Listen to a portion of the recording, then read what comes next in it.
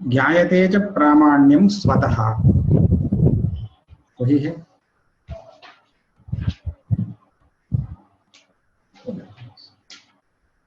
अप्रमा पे प्रमा से,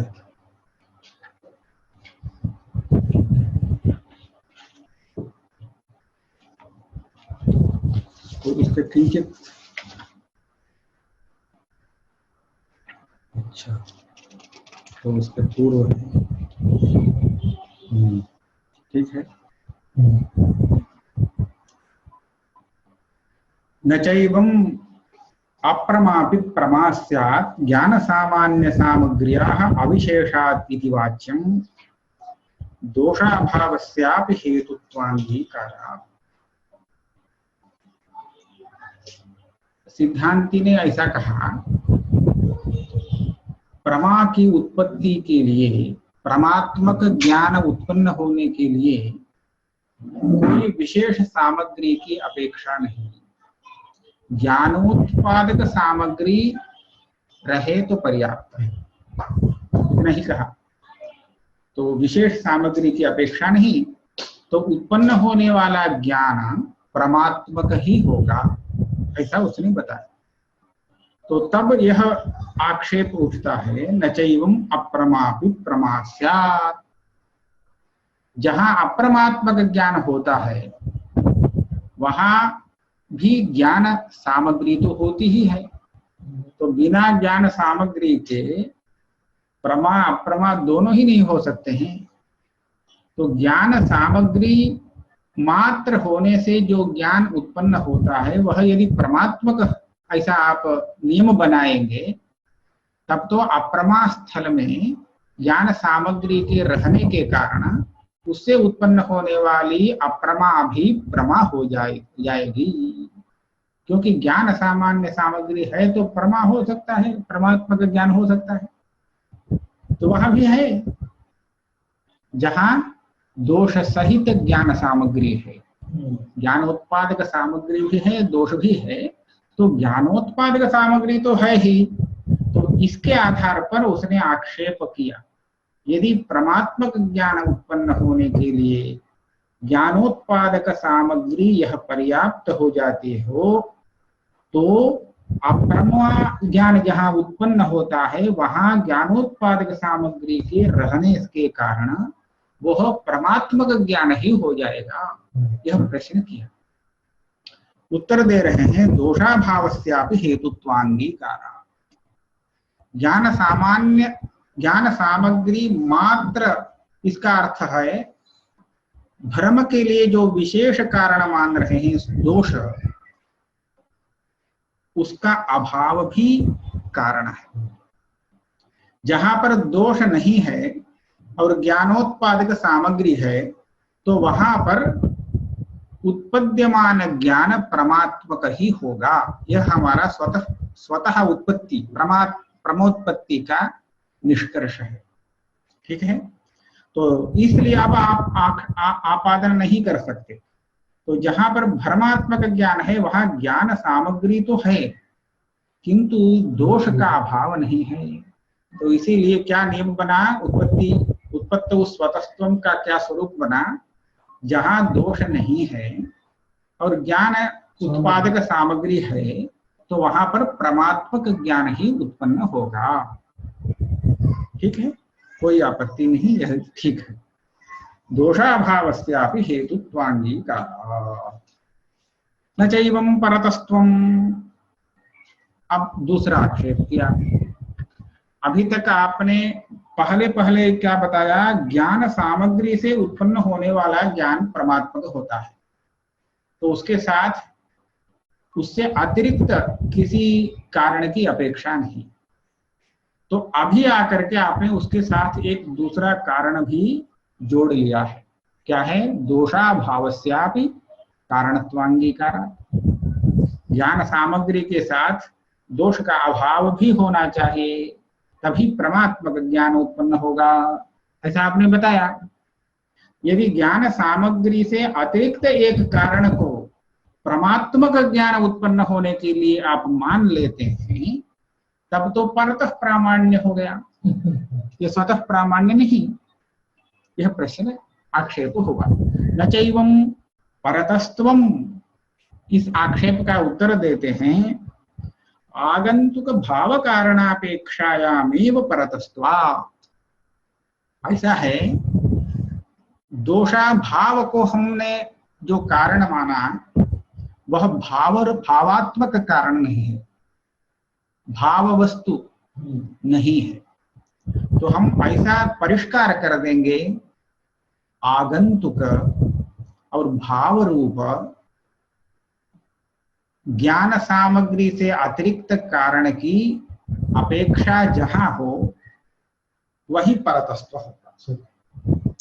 तो यहाँ पर हाँ, यह निष्कर्ष है। दोष का अभाव भी कारण है तो कोई बात नहीं, वह ज्ञान सामग्री से अतिरिक्त हो परंतु भावात्मक नहीं है, भाव रूप नहीं है, उसमें आगंतुक ऐसा विशेषण भी लगाया। नहीं तो ईश्वर, ईश्वरेच्छा इत्यादि तो सबके लिए कारण है। तो ज्ञान सामग्री से अतिरिक्त कह करके उसको लेंगे तो सभी ज्ञान अतिरिक्त कारण जन्य ही है, इसीलिए आगंतुक ऐसा लगाया। ईश्वर आदि तो अनादि सिद्ध है, अनादि सिद्ध कारण को छोड़िए, तात्कालिक होने वाला जो आगंतुक कारण है वो भी भाव रूप कारण, ऐसे कारण की अपेक्षा नहीं रखता प्रमात्व उत्पन्न होने के लिए। ठीक है, तो आगंतुक भाव कारण अपेक्षायामेव परतस्त्वात् हो गया। उत्पत्तौ स्वतस्त्व का निरूपण हुआ प्रामाण्य का। अब ज्ञप्तौ स्वतस्त्व का निरूपण कर रहे हैं। ज्ञायते च प्रामाण्यम स्वतः, परमात्मक ज्ञान उत्पन्न तो होता है, लेकिन हमको कैसे पता चलता है यह ज्ञान परमात्मक है ना? परमात्मक होने पर भी उसका परमात्व पता कैसे चलता है? इसके लिए यदि हम बाद का अनुमान लेंगे तो वह हो गया नैयायिकों की प्रक्रिया। हाँ, तो परतः हो जाएगा। तो इसलिए कह रहे हैं ज्ञायते च प्रामाण्यम स्वतः, ज्ञान में जो परमात्व हम समझ रहे हैं वह ज्ञान के साथ ही पता चल जाता है, उसके लिए अतिरिक्त प्रयत्न की अपेक्षा नहीं। जब हमें यह मालूम पड़ता है कि एक घट ज्ञान हुआ है तो उसी समय परमात्मक घट ज्ञान हुआ है ऐसा ही दिखता है वह ज्ञान। वही कह रहे हैं स्वतोग्राह्यत्वंच दोषाभावे सति यावत् स्वाश्रय ग्राहक सामग्री ग्राह्यत्वम्। दोषाभावे सति, ये तो अभी जो उत्पत्ति में लगाया उसी तरह यहां भी लगाना पड़ेगा। यदि दोष है तो परमात्मक ज्ञान भी भ्रम के रूप में दिख जाएगा दोषवशात। तब उस परमात्मक ज्ञान का परमात्व गृहीत नहीं हो पाता। जहां पर दोषवशात ज्ञान तो समीचीन हुआ है लेकिन उसमें संशय हो जाता है, अर्थात परमात्व गृहीत नहीं होता, तो वहां पर सामग्री तो है, ज्ञान ज्ञान ज्ञान ज्ञान उत्पादक सामग्री नहीं, ज्ञान का ग्रहण करने के लिए जो सामग्री चाहिए वह तो है, किंतु वहां पर गृहीत नहीं होता है परमात्मा। हाँ, इसीलिए हम कहेंगे दोषाभावे सति। दोष है तो देखने पर भी आपको विश्वास नहीं होगा यह ज्ञान प्रमा है, ये कैसे हो सकता है, वहां संदेह उत्पन्न हो जाता है। तो इसीलिए यदि दोष नहीं रहता तभी स्वतस्त्व है, ज्ञातौ उत्पत्तु दोनों जगह। तो ज्ञान में जो परमात्मा है उसको जानने के लिए अतिरिक्त सामग्री की अपेक्षा नहीं, किंतु ज्ञान है ये जिस सामग्री से पता चलता है उसी सामग्री से ज्ञान का परमात्व भी पता चलता है, परंतु दोष अभाव होना चाहिए। दोष है तो ये नियम लागू नहीं होगा। दोषाभावे सति यावत् स्वाश्रय ग्राहक सामग्री ग्राह्यत्व। स्वम माने आप प्रामाण्य लीजिए, यह प्रमात्व, इसका आश्रय हो जाता है स्वाश्रय परमात्मक ज्ञान। उस ज्ञान का ग्राहक जो सामग्री है, तो ज्ञान जिससे पता चलता है हमें ज्ञान हुआ है, तो वह सामग्री ज्ञान का ग्राहक सामग्री, ज्ञान का ग्राहक जो सामग्री है, जिन कारणों से ज्ञान है यह पता चलता है,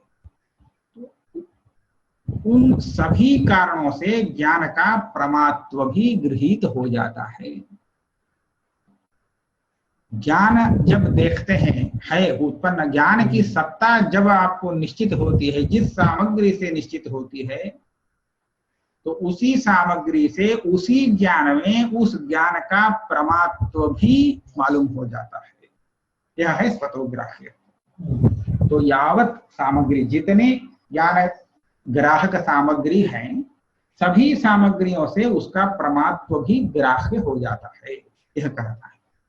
यावत् स्वाश्रय ग्राहक सामग्री ग्राह्यत्वम् इदं स्वतो ग्राह्यत्वम्। ऐसा नहीं कि बाद में अनुमान से पता चलता है, ज्ञान तो अभी गृहीत हुआ लेकिन उसका प्रमात्व बाद में पता चला, यह नहीं। ज्ञान ग्रहण के समय में ही उसका प्रमात्व भी गृहीत हो जाता है। यह है ज्ञप्तो स्वतस्त्व प्रामाण्य का। ये जो लक्षण किया स्वतोग्राह्यत्वम् दोषाभावे स्थिति यावत् स्वाश्रय ग्राहक सामग्री ग्राह्यत्वम्, उसका विवरण कर रहे हैं। स्वाश्रयो वृत्ति ज्ञानम, स्वम माने प्रमात्वम, यह लेना चाहिए। प्रामाण्य, उसका आश्रय हो जाता है वृत्त्यात्मक ज्ञान, वृत्ति ज्ञान। वृत्ति ज्ञान ही नहीं, यहाँ प्रमा कह रहे हैं। उसका ग्राहक सामग्री क्या है? साक्षी ज्ञान। वेदांत मत में मनोवृत्ति साक्षी वेद्य है, अनुव्यवसाय वेद्य नहीं। नैयायिक मत में जब इंद्रिय विषय सन्निकर्ष से अथवा प्रमाण से, दूसरे अनुमान आदि प्रमाणों से ज्ञान उत्पन्न होता है, तो उस समय उसका ज्ञान नहीं है। विषय का ज्ञान तो उत्पन्न हुआ, लेकिन उस ज्ञान का ज्ञान हमें नहीं होता एक क्षण बाद। हाँ, क्योंकि अभी तो आप घट को देख रहे हैं, घट ज्ञान को नहीं। तो इसके बाद दूसरा एक ज्ञान उत्पन्न होता है जिसको अनुव्यवसाय कहते हैं। यह अनुव्यवसाय यह आपको बोधित करता है कि आपको घट ज्ञान हुआ है। ये तो नैयायिकों का भी है, यह नैयायिकों की ही प्रक्रिया है। माने प्रथम क्षण में घट का ज्ञान उत्पन्न हो जाता है। हाँ, तो घट ज्ञान का ज्ञान तो उसके बाद होने वाले अनुव्यवसायात्मक ज्ञान से होता है। लेकिन वेदांत में ऐसा नहीं।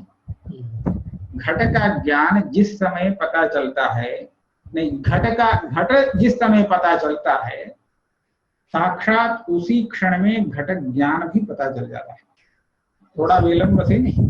जैसे आग में उंगली लगाते हैं, तुरंत आपको घट दिखता है तो इसके बाद आपको अनुमान लगाने की आधार व्यवसाय के लिए अपेक्षा नहीं है, उसी समय उसका ज्ञान भी मालूम हो जाता है।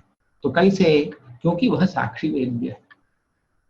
आपको यह समझना चाहिए, नैयायिक मत में एक क्षण अथवा 2 क्षण विलंब से अनुव्यवसाय क्यों होता था? क्योंकि अनुव्यवसाय प्रमाण जन्य ज्ञान है, और इस अनुव्यवसाय ज्ञान उत्पन्न होने के लिए कारणों की अपेक्षा है, तो इसीलिए उसके उत्पत्ति में विलंब हो जाता है। किंतु जब साक्षी ज्ञान कहते हैं तो साक्षी तो नित्य आत्म चैतन्य स्वरूप है, तो इसको उत्पन्न होना तो नहीं है। इस व्यवसायात्मक ज्ञान उत्पन्न होने के पूर्व से वह बैठा है, तो इसीलिए उत्पत्ति काल में ही वह उसको प्रकाशित कर देता है।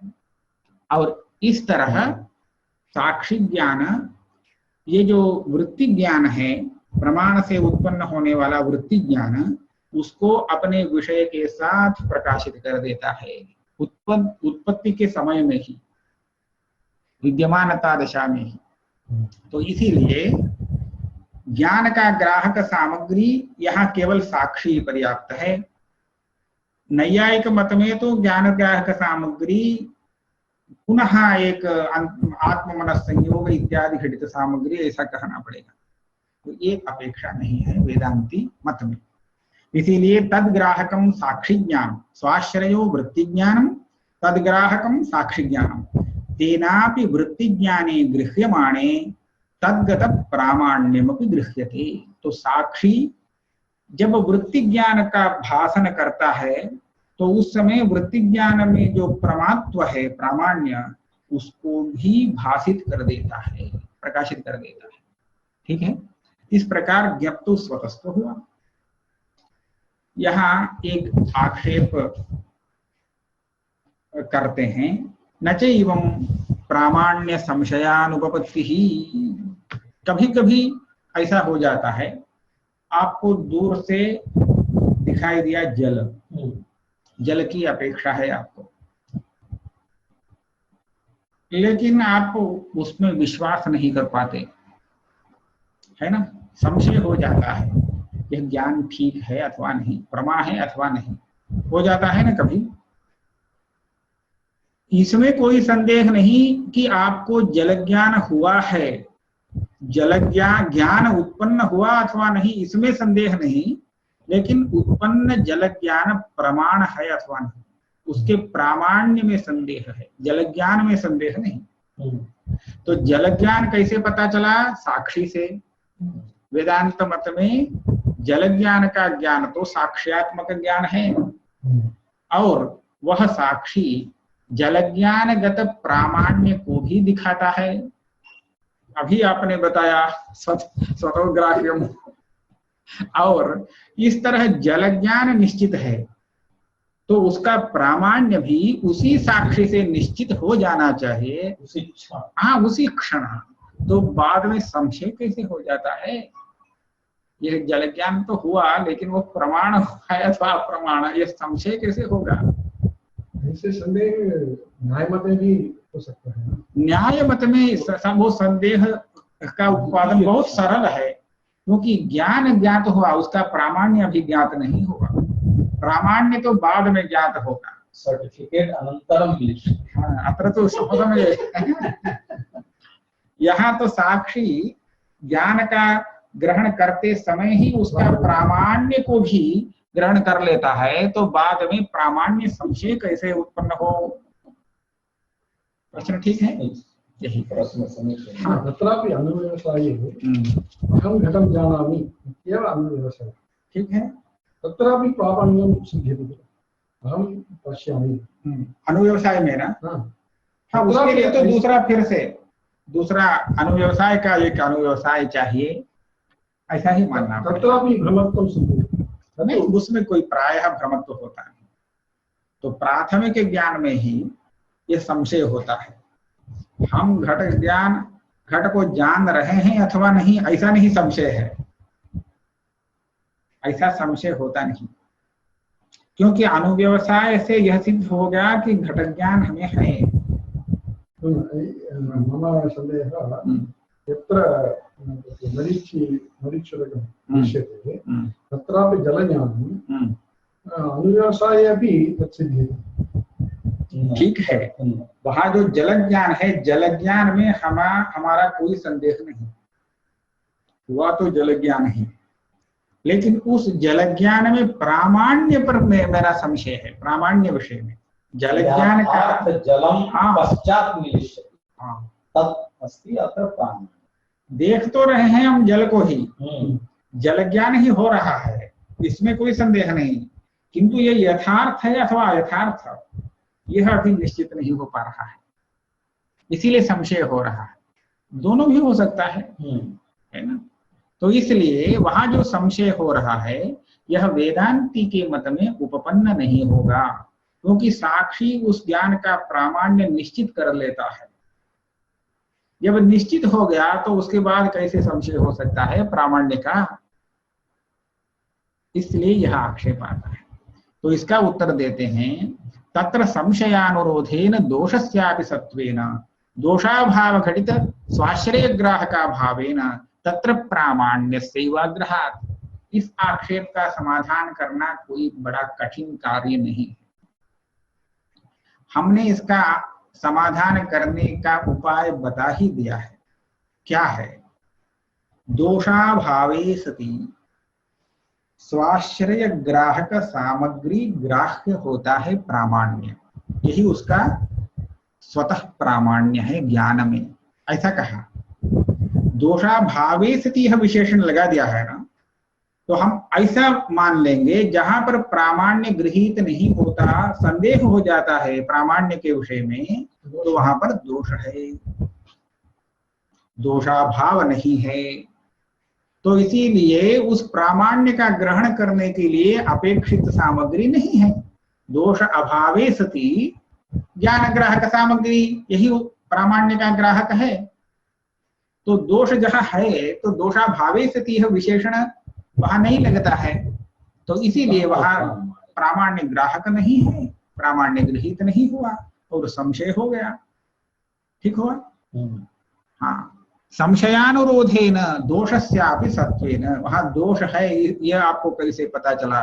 तो संशय होने के, संशय के कारण ही, संशय के कारण हम दोष का अनुमान लगा सकते हैं, क्योंकि संशय दोष का कार्य है। तो संशयानुरोधेन दोषस्यापि सत्वेन दोषाभाव घटित स्वाश्रय ग्राहक अभावेन, स्वाश्रय माने प्रामाण्य का आश्रय, आश्रय ज्ञान, उसका ग्राहक दोषाभाव सहित नहीं है, तो इसीलिए तत्र प्रामाण्यस्यैव अग्रहा, वहां उस ज्ञान में प्रामाण्य का ग्रहण नहीं हुआ होता है, इसीलिए संशय होता है। दोष अभाव है, दोष है तो इसीलिए दोषाभाव नहीं है। ज्ञानगत प्रामाण्य सुनिश्चित करने के लिए दोषस्यापि सत्वेन दोषभावः, दोषाभाव घटित होना चाहिए। तो यही हुआ। यद्वा यावत् स्वाश्रय ग्राहक ग्राह्यत्व योग्यत्वं स्वतस्त्वं संशय स्थले प्रामाण्यस्य उक्त योग्यता सत्वेपि दोषवशेन अग्रहात् न संशयानुपपत्तिः। दूसरा भी एक समाधान दिया जा सकता है। यह जो प्रामाण्य का स्वतस्त्व है, ज्ञप्तु स्वतस्त्व, उसका हम एक दूसरा परिष्कार लक्षण बताएंगे।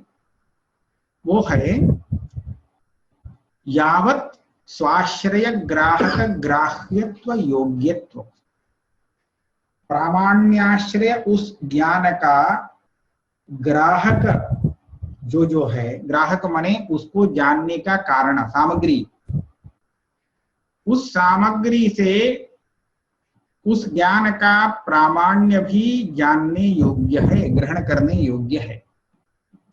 ज्ञान जिस सामग्री से पता चलता है, उसी सामग्री से तद्गत उस ज्ञानगत प्रामाण्य का भी ग्रहण करने की योग्यता, यह पर्याप्त है स्वतस्त्व। अब गृहीत हो ऐसा नहीं, ज्ञान जब गृहीत होता है तो उस समय ज्ञानगत जो परमात्व है वो भी ग्रहण होने योग्य है, गृहीत होने के लिए योग्य है। तो हम ग्राह्यत्व योग्यता को स्वतस्त्व करेंगे। हाँ, अब वही स्वतस्त्व है उसका स्वतस्त्व, प्रामाण्य का स्वतस्त्व का हम दूसरा लक्षण, उसका स्वरूप बता रहे हैं। जब ज्ञान गृहीत होता है तो ज्ञानगत परमात्व भी गृहीत होने योग्य है, किंतु कहीं कहीं दोषवशात गृहीत नहीं होता हो तो भी उसको गृहीत होने की योग्यता उसकी नष्ट नहीं होती है। जहां परमात्व है, परमात्मा का ज्ञान उत्पन्न हुआ, किंतु दोषवशात उसका परमात्व गृहीत नहीं हुआ, तो वहां पर वो स्वतस्त्व नहीं है, ऐसा हुआ ना, क्योंकि गृहीत नहीं हो रहा है। ज्ञान तो गृहीत हो रहा है और उसका परमात्व नहीं गृहीत हो रहा है, तो स्वतस्व होने के लिए क्या चाहिए? दोष अभाव। नहीं, ज्ञान जब गृहीत हो रहा है तब उसका प्रमात्व को भी गृहीत हो जाना चाहिए, लेकिन यहाँ ऐसा नहीं हो पा रहा है, इसीलिए स्वतस्व की हानि हुई। यह आक्षेप हुआ। उत्तर दे रहे हैं, हम लक्षण में थोड़ा परिष्कार कर देंगे। ज्ञान गृहीत होते समय उसके प्रमात्व को गृहीत होने की आवश्यकता नहीं, किंतु गृहीत होने की योग्यता आवश्यक है। ग्रहण करने योग्य होना चाहिए उस प्रमात्व। ठीक है, तो जहां पर दोष है इसीलिए वह गृहीत नहीं हुआ, लेकिन उसका प्रमात्व ग्रहण करने योग्य तो है। अब कार्य उत्पन्न न होने पर भी योग्यता उसमें है। किसी प्रतिबंधक वश कारण कार्य को उत्पन्न नहीं करता है, तो इतने मात्र से उसको उस कार्य की उत्पत्ति करने की जो योग्यता है वह तो नष्ट नहीं होती है। कुत्रापि ज्ञानस्य ग्रहण अयोग्यत्वं भवति। ज्ञान नहीं, ज्ञानगत प्रामाण्य, ऐसा कीजिए। अभी ज्ञान तो ग्रहण हो रहा है ज्ञान का, लेकिन ज्ञान का प्रामाण्य अभी संदिग्ध है, संदेह हो रहा है कहीं एक स्थल विशेष में, सब जगह नहीं। वही दूर से आपने देखा जल है ऐसा दिखा, लेकिन तुरंत आपको उसमें संशय हो गया, ये इदम जलम अथवा जलम। इदम जलम माने जो जल नहीं है, उसमें जल ज्ञान भ्रमात्मक ज्ञान है अथवा परमात्मक है। इदम रजतम कहते हैं, इदम रजतम कहने पर भ्रम बुद्धिस्त हो जाता है ना। तो इस तरह ये वास्तविक जल ज्ञान है अथवा भ्रमात्मक जल ज्ञान है, ऐसा उसके प्रमात्व में संदेह होता है कि नहीं? हाँ, लेकिन वह ज्ञान हुआ इसमें कोई संदेह नहीं। जल ज्ञान जो आपको हुआ उसमें संदेह नहीं है, हुआ ही, किंतु उत्पन्न जल ज्ञान के प्रामाण्य विषय में संदेह है। तो आपने स्वतोग्राह्य में जो नियम बनाया, ज्ञान का ग्रहण होते समय उसका प्रमात्व भी अवश्य ही गृहीत हो जाता है, उसके प्रामाण्य का ग्रहण करने के लिए कोई अलग कारण की अपेक्षा नहीं। तो अभी क्या हुआ, ज्ञान का ग्रहण हुआ लेकिन प्रामाण्य नहीं गृहीत हुआ, तो स्वतः प्रामाण्य का यहाँ पर क्या दोष हुआ? अव्याप्ति हो गया, स्वतः प्रामाण्य नहीं है, अभाव हुआ। अभी इस परिष्कार में क्या हो जाता है, उसका ग्रहण न होने पर भी योग्यता तो है, दोषवशात वह गृहीत नहीं हो पाया, लेकिन ग्रहण करने की योग्यता, ग्रहण गृहीत होने की जो योग्यता है वो योग्यता तो उसमें है, इसलिए स्वतः प्रामाण्य की हानि नहीं। यह उत्तर दे रहे हैं।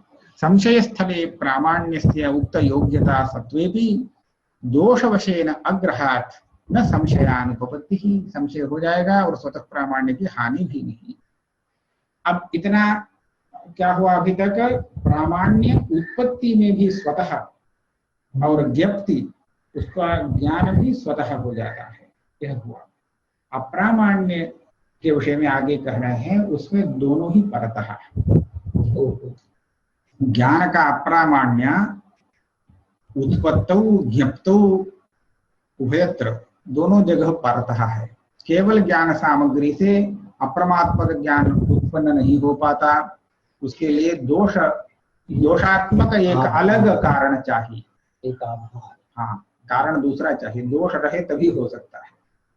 इसी तरह उसका ज्ञान, अप्रमात्म का ज्ञान के लिए भी ये ज्ञान ग्राहक सामग्री पर्याप्त नहीं है। तो कैसे मालूम पड़ता है, तो आगे जाकर के विषमवादी प्रवृत्ति इत्यादि के कारण अनुमान लगाना पड़ता है, पूर्व ज्ञान अप्रमा है, ये कह रहे हैं। अप्रामाण्यं तु न ज्ञान सामान्य सामग्री प्रयोज्यम। अप्रामाण्य को स्वतः ऐसा कभी नहीं कहना चाहिए। ज्ञान सामान्य सामग्री प्रयोज्य माने ज्ञान के लिए जो सामग्री है, इतने मात्र से जैसे प्रमात्व है उसी तरह अप्रमात्व भी आ जाता है, ऐसा नहीं। क्यों? प्रमायामपि अप्रामाण्यापत्ते, प्रमास्थल में भी ज्ञान सामग्री है। यदि अलग अतिरिक्त दोष आदि कारण को नहीं लेते हैं, ज्ञान सामग्री मात्र से अप्रमा उत्पन्न होती है, ऐसा नहीं कह सकते। ठीक है, क्योंकि परमात्मक ज्ञान होता है, वहां अप्रमा नहीं होती।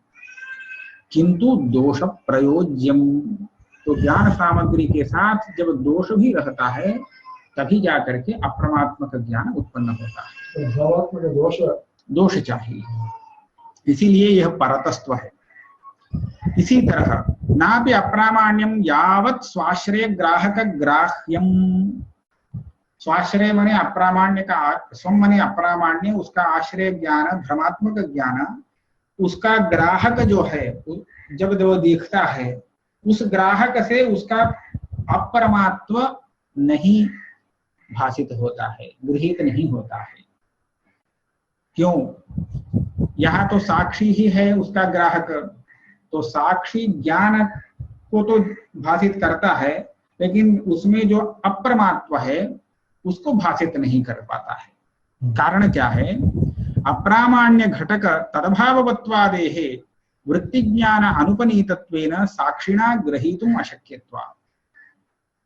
देखिए, तद्वति तत्प्रकारकत्वम, ये लघु छोटा है, यह प्रमात्व रहा, तो ये तो गृहीत हो सकता है, लेकिन अप्रमात्व क्या है? तद अभाववती तत्प्रकारकत्वम।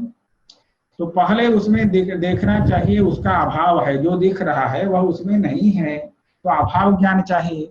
तो अभाव कोई साक्षी वेद्य होता नहीं, इसलिए तदभाववती तत्प्रकारकत्वम, ये जो अप्रमात्व है यह साक्षी से गृहीत नहीं होता है। तो इसीलिए साक्षी वहां पर केवल ज्ञान को ही भाषित करता है, उसके अप्रामाण्य को नहीं। तदभावती तत्प्रकारक है, इसका पता तो बाद में लगता है। ग्रहीतुम अशक्यत्वात् किंतु विसंवादि प्रवृत्त्यादि लिंग का अनुमित्यादि विषय, उस ज्ञान के बाद आप जाते हैं, प्रवृत्ति विफल हो जाती है, तब जाकर के पूर्वोत्पन्न ज्ञान तदभावती तत्प्रकार के ज्ञान है, ऐसा अनुमान लगाते हैं। इति परत एव अप्रामाण्यम उत्पद्यते ज्ञायते च, तो अप्रामाण्य का उत्पत्तौ ज्ञप्तौ दोनों जगह परतस्त्व ही है।